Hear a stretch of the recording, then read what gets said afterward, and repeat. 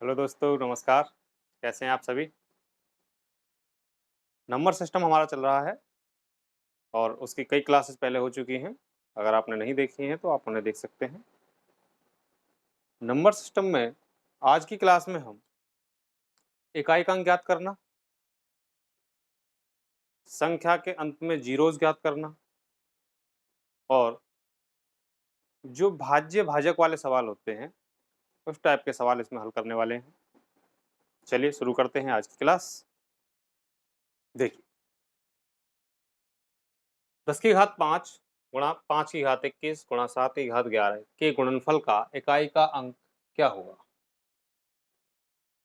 ये आपसे पूछा है। देखिए, जब भी किसी संख्या के, आप इसमें समझिए एक चीज कि जब किसी संख्या के लास्ट में 0, 0, 1, 5 और 6, अगर किसी संख्या का इकाई का अंक यदि ये है तो इनकी आप कितनी भी पावर करो उसका इकाई का अंक उतना ही रहता है। ठीक है, ये आप नोट कर लेना, इंपॉर्टेंट है कि किसी भी संख्या का इकाई का अंक यदि 0, 1, 5, 6 अगर है तो उसका इकाई का अंक उतना ही रहता है। जैसे कि ये 10 होता मान लो या 50 होता है तो लास्ट में तो 0 ही है। अब इसकी पावर हम कितनी भी करें, मान लो 20 कर दें तो हम क्या करते, 50 गुणा 50 गुणा 50 गुणा 50 ऐसे करके 20 बार लिखते और 0 इंटू 0 इंटू 0 लास्ट में इकाई का अंक 0 ही बनता। इसलिए 0 ऐसी अगर 1 होता तो हम यहाँ 1 की पावर चाहे जितनी कर लेते, 51 इंटू 51 इंटू 51, तो भी क्या होता, इकाई का अंक 1 आता। यानी कि जब भी किसी संख्या का इकाई का अंक 0, 1, 5, 6 हो तो उसका इकाई का अंक वही होता है। और इसके अलावा अगर कोई अंक है तो आप उसको 4 से भाग देकर जितनी भी वैल्यू बचती है, शेष जितना बचता है, उसे आप इकाई अंक के ऊपर रख दें और सॉल्व करके उसका इकाई अंक निकाल लें। चलिए देखते हैं। यहाँ 0 है, इसकी पावर 5, तो इसका तो इकाई का अंक 0 ही रहेगा और इसको तो सॉल्व ही नहीं करना। अगर 0 आ गया तो बाकी सबसे मल्टीप्लाई करने के बाद तो ये 0 ही कर देगा। इसका मतलब इकाई का अंक इसका 0 होगा। इसे सॉल्व ही नहीं करना। अदरवाइज आप सॉल्व करते तो क्या होता, इसमें 4 से भाग देते, 1 बचता, मैंने गई थी, और वैसे भी ये 5 है, इसके लिए तो उतना ही आएगा। 0 के लिए 0 ही होता, 5 के लिए 5 ही होता, 0, 1, 5, 6 अभी बताया था। और 7 के लिए क्या करते, आप 4 से भाग दे लेते, 4 दूनी 8, कितने बचते 3, 7 की पावर 3 करते, 7 की पावर 3 मतलब 343। लेकिन यहाँ जो ये 0 चल रहा है ये सबको क्या कर देगा मल्टीप्लाई करने के बाद 0, इसलिए हमें इनको चेक ही नहीं करना था। 0 अगर किसी का मल्टीप्लाई में आ रहा है तो 0 ही होगा। क्लियर? चलिए अगले सवाल पर बढ़ते हैं। देखो अगला सवाल, व्यंजक 9 की घात 11, 5 की घात 7, 7 की घात 5, 3 की घात 2 गुणा 17 की घात 2 में अभाज्य गुणनखंडों की संख्या ज्ञात करिए। देखो, अभाज्य गुणनखंड वो होते हैं जिसको हम फैक्टर करके, किसी संख्या का जब हम फैक्टर करते हैं तो वो छोटे से छोटा फैक्टर जिससे नीचे हम नहीं तोड़ सकते उसे, वो अभाज्य गुणनखंड होते हैं। तो ऐसे ही इनको तोड़ना है, फिर बताना है कि ऐसी कितनी संख्या होंगी। देखो 5 ऑलरेडी टूटा हुआ, 5 का फैक्टर क्या कर सकते हैं, हो ही नहीं सकता, 7 का भी नहीं हो सकता, 3 का भी नहीं हो सकता, 17 का नहीं हो सकता, बस एक 9 का हो सकता। तो इसे बांट लेते हैं, देखो क्या आएगा, 3 तिया 9 यानी 3 का स्क्वायर, इसकी पावर 11 इंटू 5 की पावर 7 इंटू 7 की पावर 5 इंटू 3 की पावर 2 इंटू 17 की पावर 2, ये हुआ 3 की पावर। अब इसका इसमें मल्टीप्लाई हो जाएगा तो क्या जाएगा, 11 दूनी 22 यानी 3 की घात 22, ये बन जाएगा 3 की घात 22। क्लियर है? अब यहाँ ये 3 की घात, यहाँ पे भी 3 की घात है, देखो ये 3 की घात 22, 3 की घात 2, 3 की घात कितने हुए 24, 5 की घात कोई और है नहीं 7, 7 की घात 2 और 5, अच्छा ये अलग है, 7 की घात 5 और वो 17 है, 17 की घात 2। बस अभाज्य गुणनखंडों के लिए क्या करना है, इन सबको जोड़ देना है पावर्स को, बस 24 प्लस 7 प्लस 5 प्लस 2 कितना आया देखो, 7 और 5 12 और 2 14, 14 और 24 ये हो जाएगा आपका 38। अभाज्य गुणनखंडों की संख्या 38 हो, ठीक है। चलिए अगला सवाल,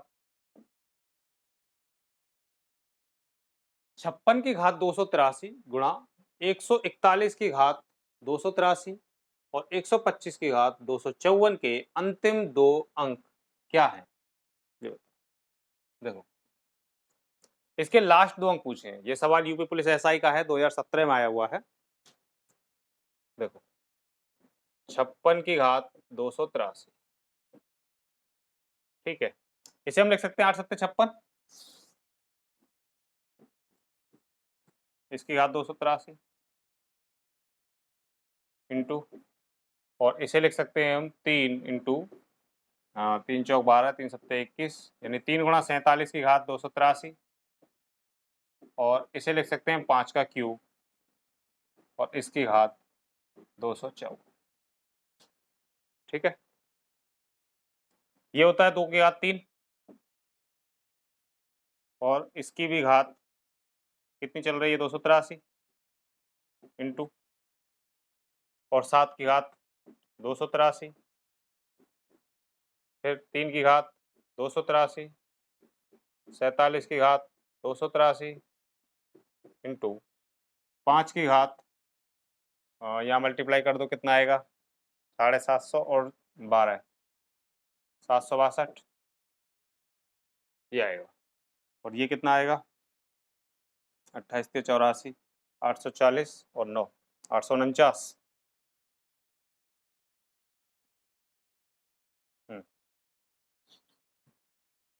2 की घात 849 ये आएगा।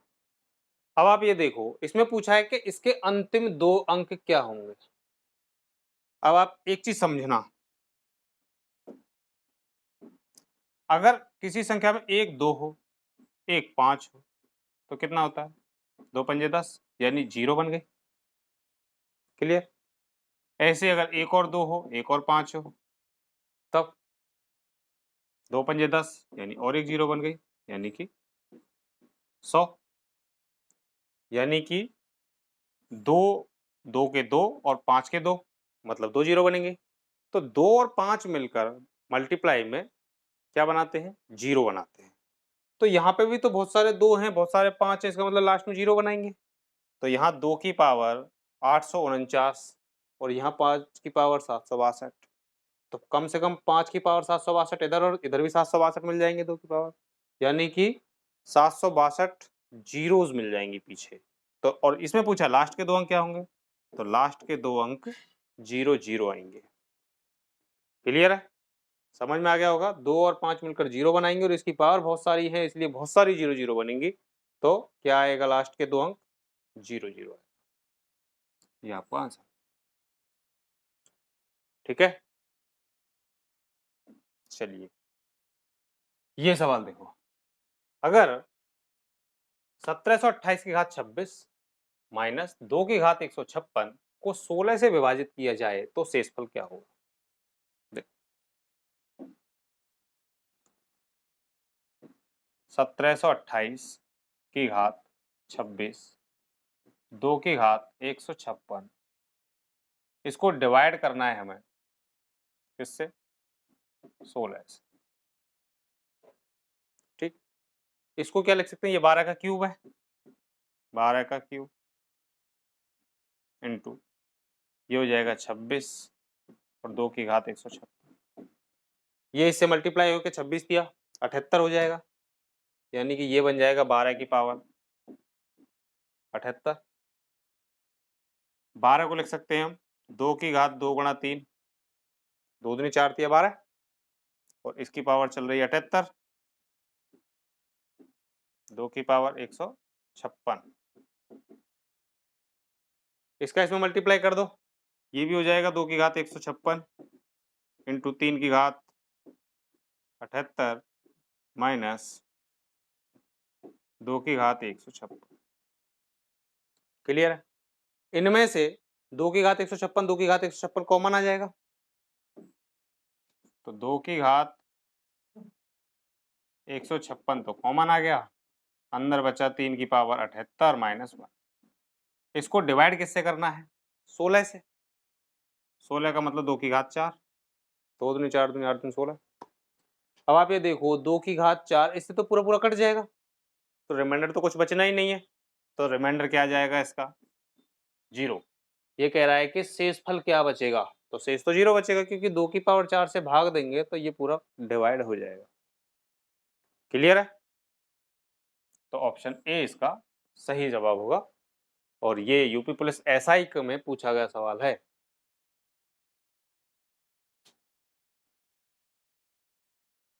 चलिए अगला सवाल देखो। 1024 की घात 0.13, 1024 की घात 0.07 को डिवाइड करना है 7 की घात 0.25, 49 की पावर 0.075 और 343 की पावर 0.2, इसे डिवाइड करना है। देखिए भाई क्या होगा। 1024 की घात 0.13 इंटू 1024 की घात 0.07 डिवाइड बाई 7 की घात 0.25, ये 7 का स्क्वायर है, इसकी पावर 0.075 इंटू 343, ये भी 7 का क्यूब है, की पावर 0.2। ठीक है, देखो ये भी 1024 की पावर है, ये भी 1024 की पावर है, तो ये दोनों जुड़ जाएंगी, कितने हो जाएंगे? 0.2, 13 7 20 यानी 0.2, तो ये आएगा आपका 1024। अच्छा 1024 को हम लिख सकते हैं 4 की घात 5 और इसकी पावर हो जाती है 0.2। ठीक है, 13 7 20 यानी कि 0.20 यानी 0.2 आएगा। और इधर ये जब इसका इसमें मल्टीप्लाई हो जाएगा 75 दूनी 150 यानी कि 0.15, तो ये कितना बनेगा? या नीचे 7 की पावर 0.25 इंटू 7 की पावर 0.15 इंटू 7 की पावर, ये कितना बनेगा? 3 दूनी 6 यानी कि 0.6, ये आएगा। 6 मतलब 0 भी कर सकते हैं 2 डिजिट के हिसाब से देखें, तो ये कितना हुआ देखो, ये हुआ 0.25 यानी 2.5 और ये 0.5 पॉइंट में, तो कितना आया? 0.15, यह आया आपका 0.4 और 0.4 इंटू 0.6 प्लस में 0.6, तो यह आया 1, ये सब जुड़ के बन जाएगा 1। तो ऊपर बनेगा 4 की घात 5 दूनी 10 यानी ये भी बना 1 और यहाँ पे भी बना 7 की पावर 1 यानी कि 4/7 इस सवाल का आंसर हो जाएगा। क्लियर?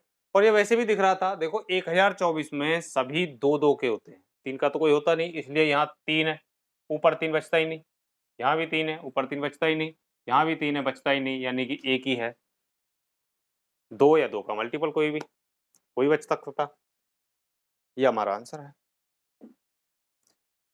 अगला सवाल देखो, 1 फैक्टोरियल, इसको फैक्टोरियल कहते हैं, फैक्टोरियल एक ऐसे भी बनता है इस तरीके, तो 1 factorial 2 factorial plus 3 factorial plus 4 factorial plus dot dot dot plus 50 factorial का इकाई का अंक क्या होगा? यूनिट डिजिट आपसे पूछा गया। देखिए फैक्टोरियल जो होता है वो जितने फैक्टोरियल की वैल्यू पूछेगा उससे बैक आते हम 1 तक मल्टीप्लाई में।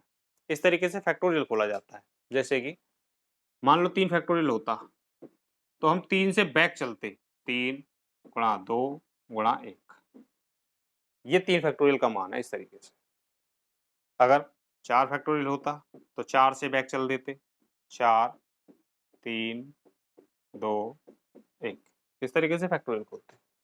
ठीक है, अब इसमें पूछा है कि इसमें 1 फैक्टोरियल से लेकर 50 फैक्टोरियल तक जाएं और सबको जोड़ें तो इकाई का अंक क्या आएगा। देखिए इकाई के अंक के लिए क्या करना है, जैसे कि 1 फैक्टोरियल है, अगर हम उसको खोलते तो कितना आएगा, 1 ही आता है। 2 फैक्टोरियल को अगर खोलें हम तो 2 एकम 2, 2 गुणा 1 यानी कि 2 ही आएगा। 3 फैक्टोरियल को खोलें हम तो 3 गुणा 2 गुणा 1 यानी कि 3 दूनी 6। 4 फैक्टोरियल को खोलें, 4 गुणा 3 गुणा 2 गुणा 1, 4 तिया 12 दूनी 24 आएगा। 5 फैक्टोरियल खोलें तो 5 इंटू 4 इंटू 3 इंटू 2 इंटू 1, ये आएगा 120। ठीक है, 6 फैक्टोरियल खोलो तो 6 into 5 into 4 into 3 into 2 into 1, कितना आएगा 720।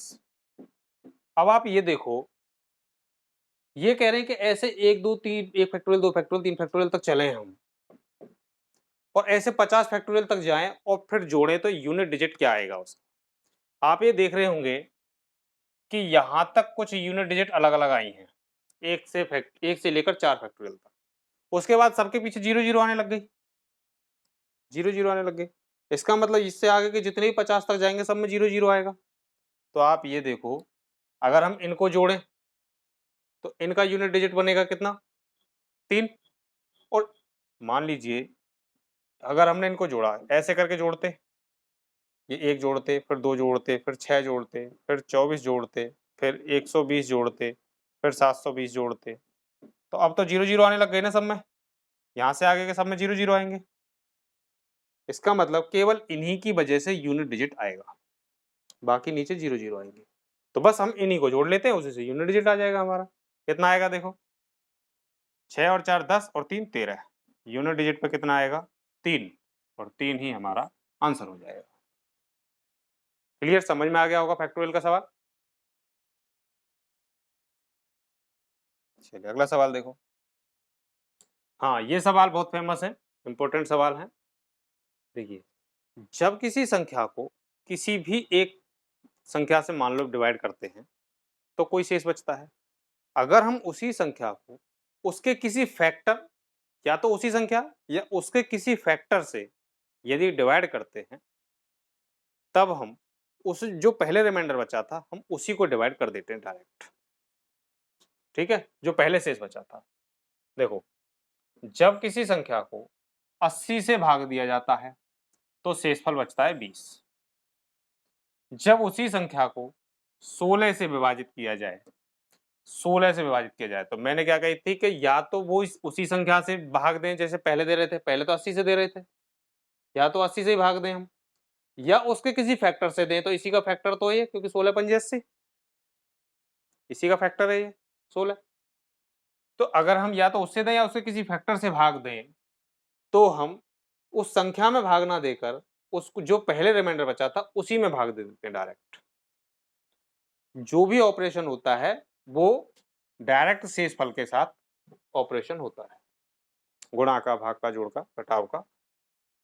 यहाँ पे भी भाग देना है। अगर हमें किसी संख्या को जब 80 से भाग दिया जाए तो रिमाइंडर आता है 20, और अगर उसी संख्या को 16 से भाग दिया जाए तो कितना आ जाएगा, 16 एकम 16, कितना आ जाएगा 4, 4 इसका रिमाइंडर हो जाएगा।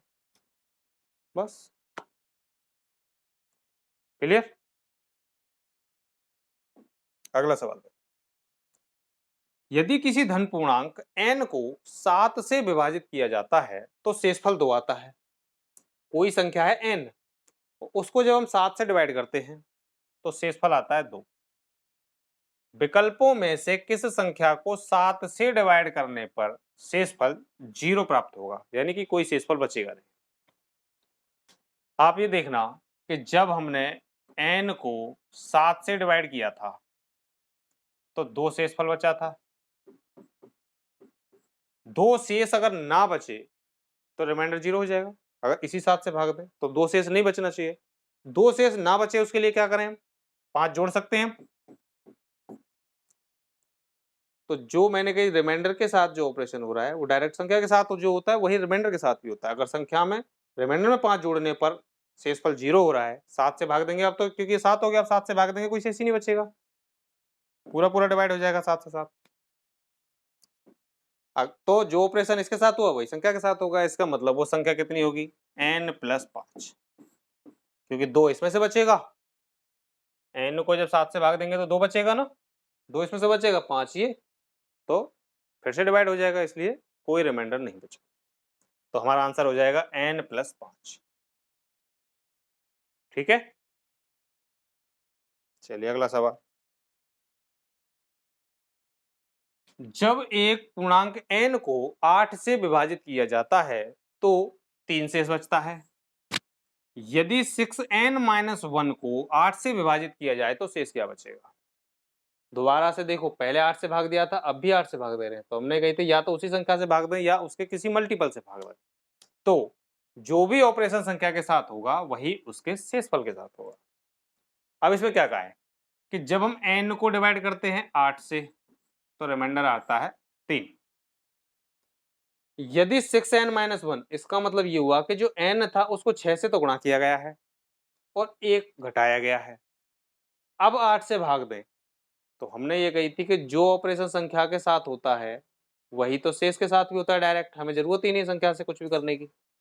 अगर हम भाग हमारा उसी संख्या से दिया जा रहा हो जिससे पहले दिया गया है या उसके किसी गुणनखंड से भाग दिया जा रहा हो, तब जो ऑपरेशन n के साथ किया गया है वही ऑपरेशन डायरेक्ट हम शेष के साथ कर देते हैं। तो यहाँ देखो 8 से भाग दे रहे थे, अभी 8 से भाग दे रहे हैं, तो इसके साथ क्या ऑपरेशन हुआ है कि इसको 6 गुना किया गया है और 1 घटाया गया है। जो ऑपरेशन n के साथ हुआ है वही शेष के साथ कर देते हैं बस। तो 3 में 6 से गुणा कर देते हैं और 1 घटा देते हैं। 6 से मल्टीप्लाई करना है और 1 घटाना है, तो ये आया 6 × 18, ये में से 1 गया 17। अब 17 को यदि 8 से भाग करते हैं हम तो कितना रिमाइंडर आएगा? 8 दूनी 16, 1 रिमाइंडर प्राप्त हो जाएगा। हमारा आंसर हो जाएगा ऑप्शन डी। क्लियर? CGL 2019 का सवाल है। चलिए अगला सवाल देखो। किसी संख्या को 5 से भाग करने पर 3 शेष रह जाता है। उसी संख्या के वर्ग को 5 से भाग करने पर क्या शेष आएगा? पहले भी 5 से भाग कर रहे थे, अब भी 5 से भाग कर रहे हैं। पहले जो संख्या थी उस संख्या को डिवाइड कर रहे थे, अब संख्या के वर्ग को डिवाइड करना है। संख्या का वर्ग, तो संख्या के साथ क्या ऑपरेशन हुआ? उसका वर्ग किया। तो हमने कही जो ऑपरेशन संख्या के साथ हुआ वही ऑपरेशन हम डायरेक्ट जो पहले शेष बचा था उसके साथ कर देते। तो पहले शेष क्या बचा था? 3। तो यहाँ संख्या का वर्ग करने के लिए कहा है तो हम शेष का वर्ग कर देते हैं। कितना आ जाएगा? 9। अब उसको फिर से 5 से डिवाइड करना है, कितना आ जाएगा? शेष 4, शेष फल आ जाएगा option C. UP police SI 2011 के एग्जाम में ये सवाल आया था। देखिए अगला सवाल, देखो ये अच्छे सवाल हैं, ये भागफल शेषफल ये गुना वाले सवाल हैं। एक सवाल इसका जरूर बनता है। देखिए, एक भाजक भागफल का 15 गुना तथा शेषफल का 3 गुना है। यदि शेषफल 40 है तो भाज्य ज्ञात कीजिए। देखो इसके लिए एक शानदार मेथड बताएंगे हम आपको जिससे सवाल कभी गलत नहीं होगा। देखिए यहां जो होता है वो भाजक होता है, यहां भागफल होता है और यहां शेषफल बचता है नीचे, ऐसे ही तो होता है। और यहां जो बनता है वो संख्या होती है हमारी, या हम उसे भाज्य भी कह देते हैं। ठीक है। अब ये जो संख्या बनती कैसे, इसका मल्टीप्लाई करके और प्लस शेषफल को जोड़कर ये संख्या बन जाती है। अब यहां सवाल की कंडीशन देखिए क्या क्या दिया गया है। ऐसे एक फॉर्मेट बनाएंगे। अब यहां कहा है कि एक भाजक यानी यहां की संख्या भागफल का 15 गुना, भागफल मतलब इधर साइड, इसका 15 गुना है। गुना मतलब आपके आगे आप एक मल्टीपल का निशान लगा देंगे, 15 गुना है, और शेष का 3 गुना है, इसका 3 गुना है, यानी यहां भी मल्टीप्लाई। ठीक है। यदि शेष 40 है, अब यहां शेष की एग्जैक्ट वैल्यू दी है आपको, यदि शेष 40 है तो संख्या बताओ वो क्या होगा, यानी भाज्य बताओ क्या होगा, ये आपसे पूछा गया। क्लियर है। तो आपको इसी तरीके से जो सवाल मिले उस वैल्यू को आपको रख लेना है। अब क्या करना है, जो भी वैल्यू डबल हो, या तो डबल ये वैल्यू मिलेगी या तो डबल ये वैल्यू मिलेगी।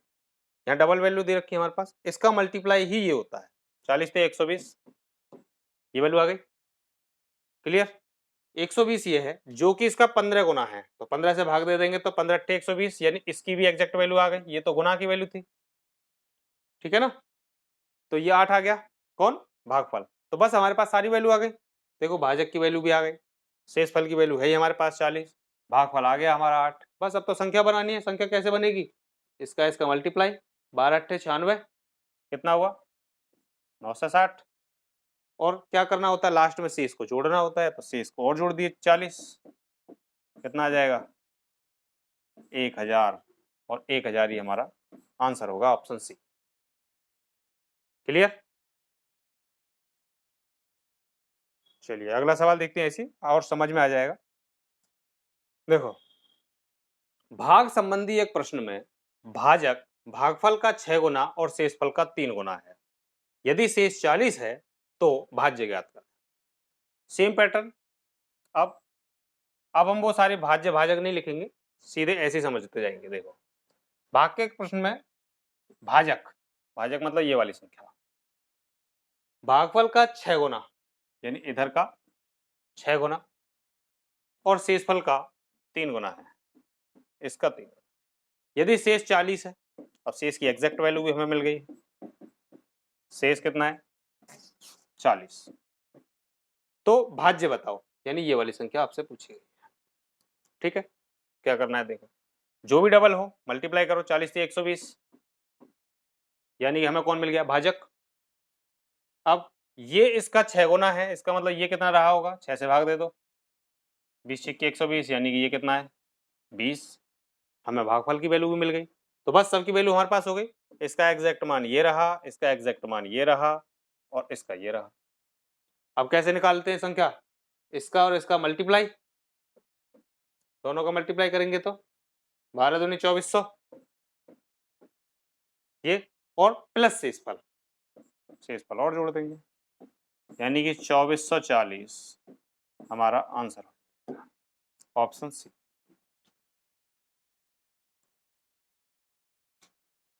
ठीक है।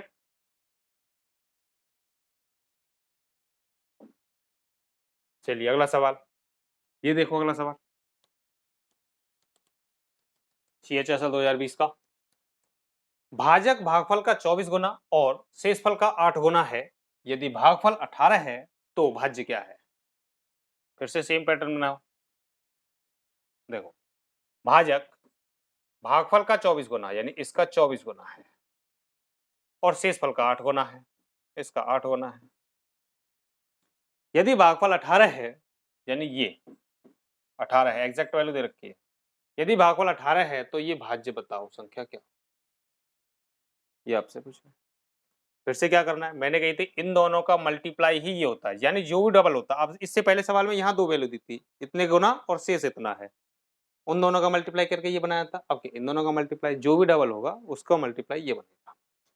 दोनों का मल्टीप्लाई करेंगे, 24 × 18, ये वाला 24 × 18, ये होता है आपका 432।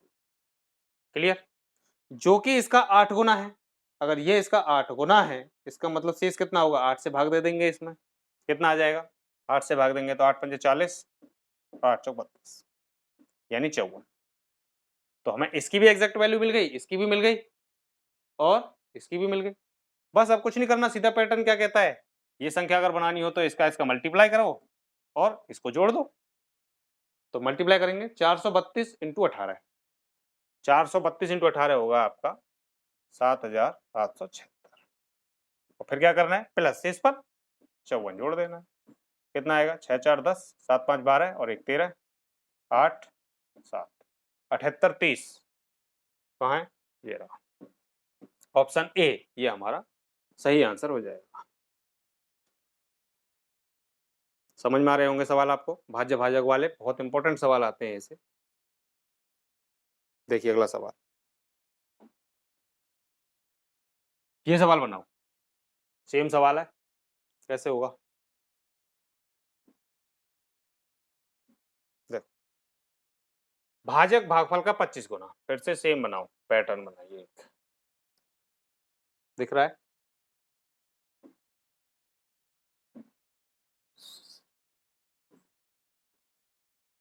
ये वाला पैटर्न, भाजक भागफल का, भाजक इस भागफल का 25 गुना, इसका क्या है 25 गुना है, और शेषफल का 5 गुना है, यानी यहां जो शेष बचता है उसका 5 गुना है। यदि भागफल 16 है, भागफल 16 है, इसका मतलब अब ये गुना की वैल्यू नहीं, एग्जैक्ट वैल्यू है, 16 है तो भाज्य क्या है, यानी ये वाली संख्या बतानी है आप। यहाँ पे क्या संख्या होगी, क्या करते हैं, जो भी दो वैल्यू हो डबल उसका मल्टीप्लाई ये होता है, तो यहाँ पे तो दो दी नहीं है इस बार, शेष तो दिया नहीं हमें, लेकिन ये दोनों दिए, तो इन दोनों का मल्टीप्लाई करेंगे, 16 इंटू 25, 25 चौक 100, चौक 400, ये हो जाएगा 400। ये इसका 5 गुना है, इसका मतलब ये कितना होगा, 5 से भाग दे देंगे, 5 से 5 अट्ठे 40 यानी 80, इसकी भी एग्जैक्ट वैल्यू आ गई, इसकी भी आ गई। बस अब क्या बनाना है, संख्या, भाज्य पूछा है आपसे, क्या करना है, इसका मल्टीप्लाई, 16 चौक 64 और डबल जीरो यानी 6400,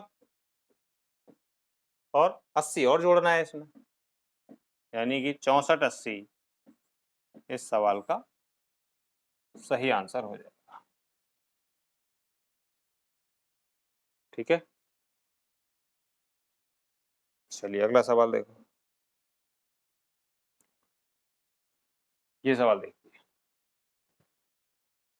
ये रिमाइंडर वाला सवाल है, पॉजिटिव और नेगेटिव रिमाइंडर वाला। देखो, हम जब किसी संख्या को भाग देते हैं तो जो शेषफल है वो कभी भी भाजक से ज्यादा नहीं जा सकता।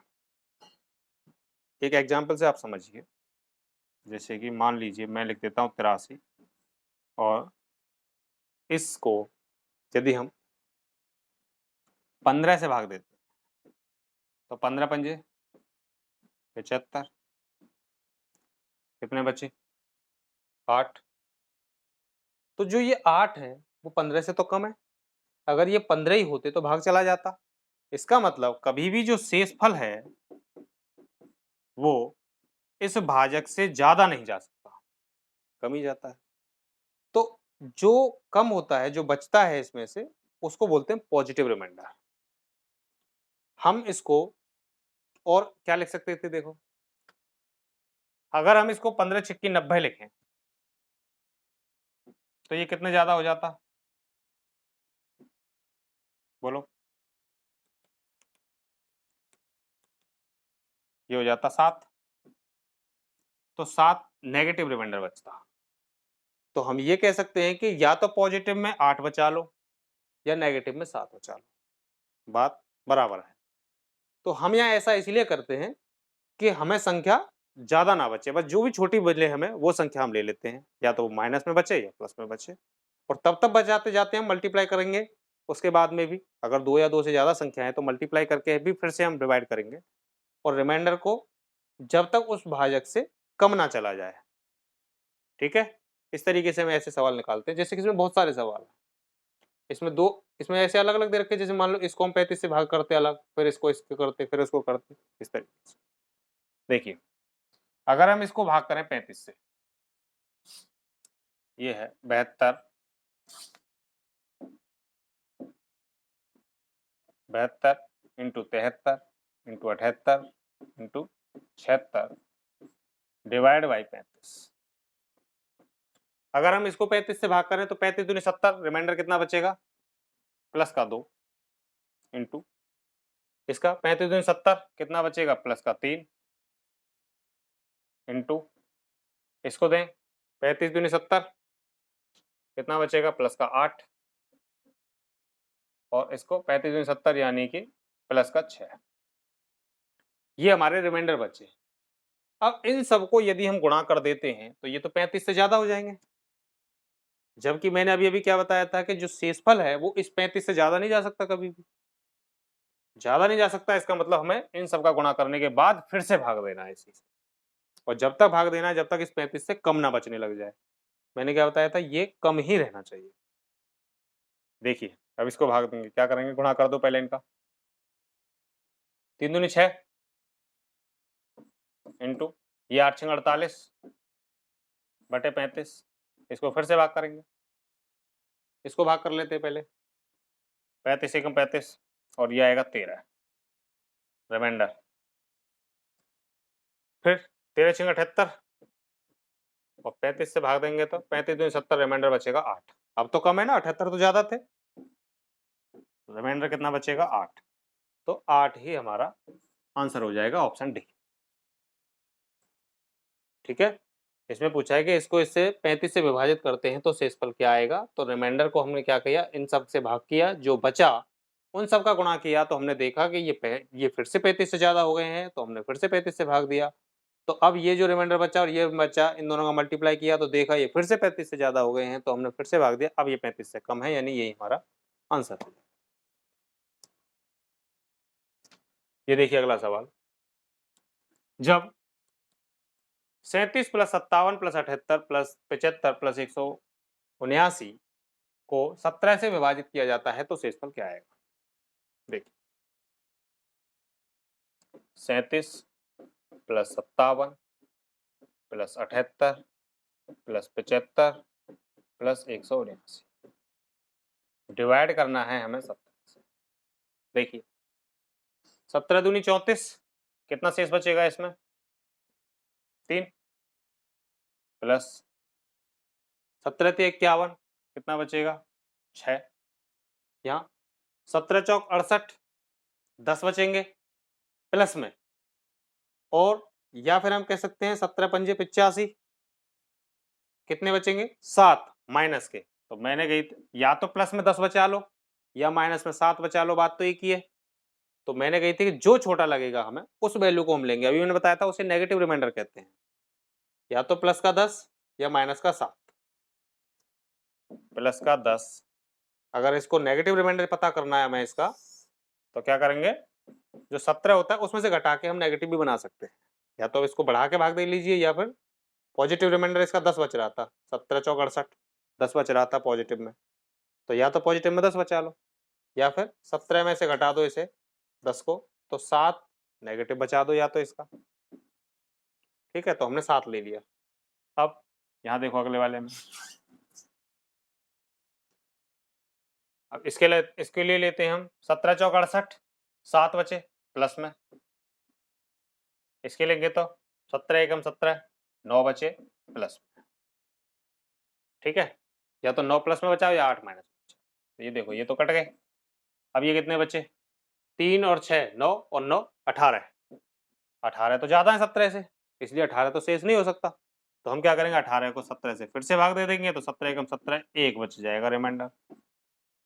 अब ये छोटा है 17 से, यही हमारा आंसर हो जाएगा 1। ये 2018 CHSL में आया हुआ सवाल है। समझ गए रिमाइंडर के सवाल से, रिमाइंडर किस तरीके से याद करते हैं। अगला सवाल देखो, 75 गुणा 73 गुणा 78 गुणा 76 को 34 से भाग करने पर प्राप्त शेषफल ज्ञात करें।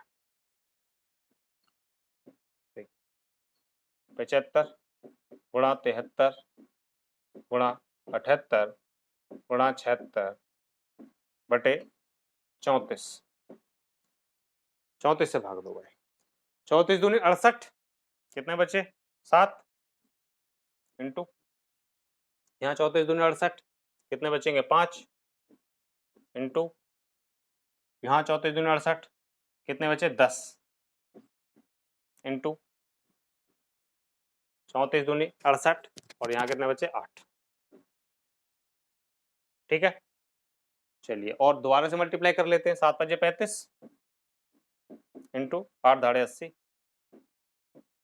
इसको दोबारा से 34 से विभाजित करेंगे। क्यों करेंगे? क्योंकि ये 34 से ज्यादा जा रहे हैं, फिर से भाग करना है। अगर हम 34 से भाग करते हैं तो यहाँ बचता है 1, इंटू यहाँ पर भाग करते हैं तो 34 दूनी 68 और यहाँ बचते हैं 12, तो 12 एकम 12। अब 12 तो 34 से कम है तो यही हमारा क्या हो जाएगा, फाइनल रिमाइंडर होगा 12, ऑप्शन सी सही है।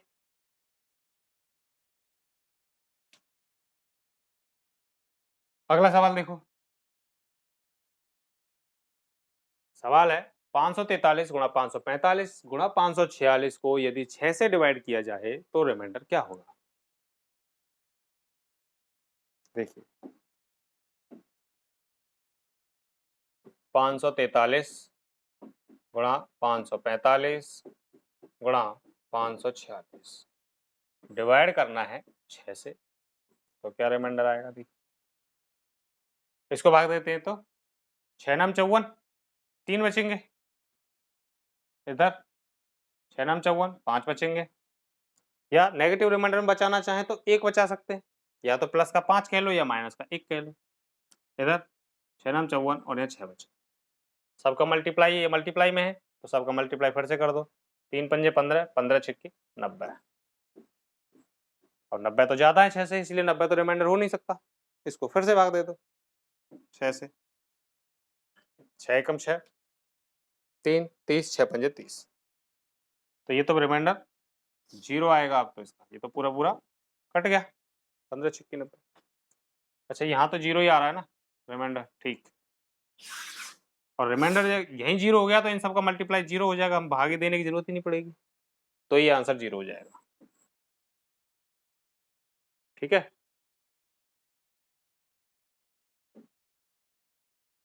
ये देखिए अगला सवाल,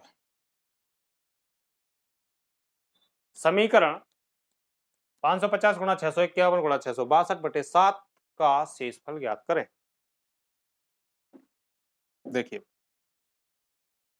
रिमाइंडर बताओ भाई, इसका भाग देते हैं, यही कि यही दे ले तो 7 7 49, 6 बचे 60, फिर 7 8 56, कितने बचेंगे 4, 4 रिमाइंडर आया, यहाँ पे भाग दो, 7 8 56, 7 नाम 63, 2 7 21, रिमाइंडर 0। बस इससे आगे हल करने की जरूरत नहीं, क्योंकि सभी किसमें रखें गुणा में, और इसका रिमाइंडर बन गया है 0। अगर 0 यहाँ हो गया तो इन सबका मल्टीप्लाई करने पर क्या आ जाएगा 0, आगे सॉल्व ही नहीं करना है। ठीक है ना, चलिए अगला सवाल देखो, 557 गुणा 653 गुणा 672 बटे 9, इसमें 9 से डिवाइड करना है। देखो 9 से डिवाइड के लिए आप डिजिट सम लगा सकते हैं, इससे बहुत आसान हो जाता है। डिजिट सम में जो बचेगा, बस ये है कि 9 नहीं बचना चाहिए, क्योंकि हमने कही थी 9 के बराबर बचेगा तो फिर तो भाग जा सकता है पूरा, रिमाइंडर हमेशा 9 से कम आएगा।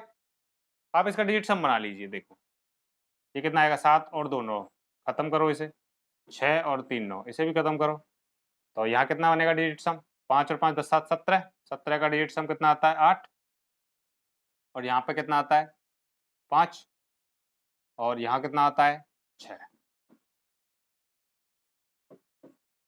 8 पंजे 40 इंटू 6, डिजिट सम कितना आएगा इसका 4, 4 6 24 का डिजिट सम कितना आएगा 6, मल्टीप्लाई कर देंगे, 4 6 24 का डिजिट सम कितना आएगा 6, तो 6 ही इसका रिमाइंडर होगा, क्योंकि 9 से कम है। 9 के सवाल में आप डिजिट सम लगाकर हल सकते हैं। देखिए अगला सवाल, एक संख्या को 38 से विभाजित करने पर भागफल 24 और शेषफल 13 प्राप्त होता है, तो संख्या ज्ञात करिए। एक संख्या को 38 से भाग करने पर भागफल 24 और शेषफल 13 प्राप्त होता है, तो संख्या बताइए।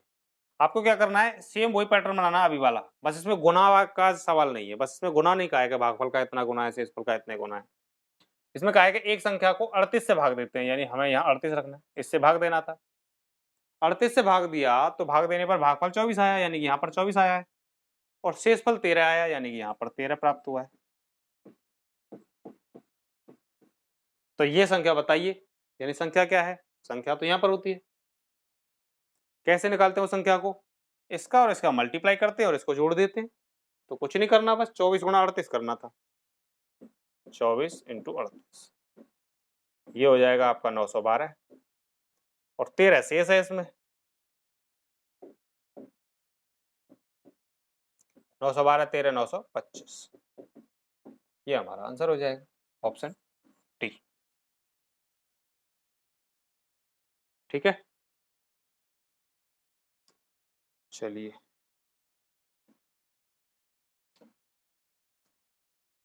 उम्मीद है सवाल आपको समझ में आए होंगे। क्लासेज अच्छी लगती हैं तो हमारी वीडियो को लाइक शेयर सब्सक्राइब करें। चलिए मिलते हैं अगली क्लास में, धन्यवाद।